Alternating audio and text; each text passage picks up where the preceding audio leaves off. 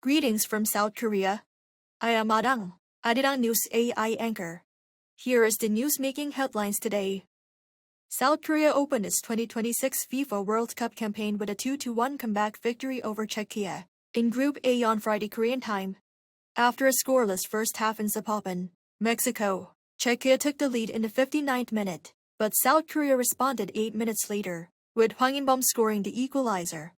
Substitute Oh Hyung-gu netted the winner in the 80th minute. The decisive goal came shortly after Czechia had a goal ruled out for offside.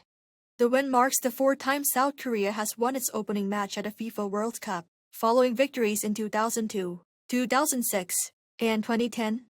South Korea will next face co-host Mexico in its second Group A match next Thursday. President Lee Jae-myung held a summit with Italian President Sergio Mattarella in Rome on Thursday. The talks resulted in the upgrade of bilateral ties between Korea and Italy to a special strategic partnership.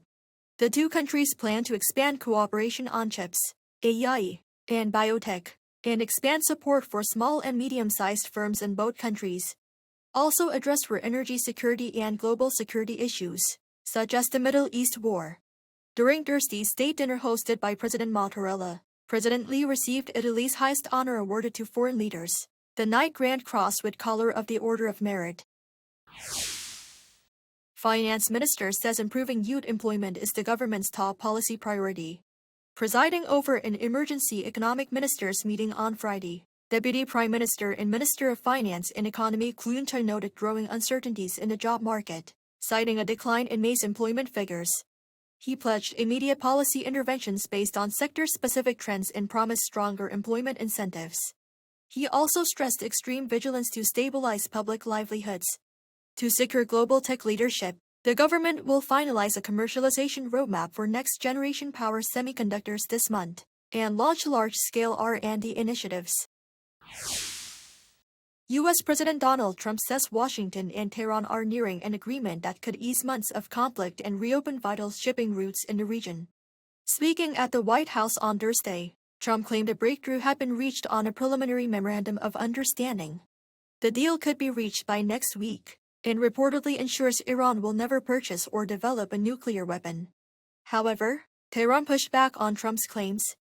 Iranian Foreign Ministry spokesperson Ismail Baghai said that nothing has been finalized, and that the U.S. is making excessive demands.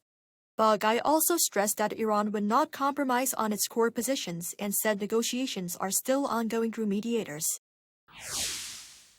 The European Central Bank has raised its key interest rate by 0.25 percentage points, citing inflation concerns linked to tensions in the Middle East. Following a policy meeting in Frankfurt on Thursday, the ECB lifted its benchmark deposit rate to 2.25%, marking its first rate hike in nearly 3 years. The move comes after a year of rate cuts and reflects growing concern over rising energy costs and inflation pressures triggered by the conflict in the Middle East. The ECB is the first G7 central bank to raise rates since the latest surge in global prices began. That is all from me today. Thank you for watching.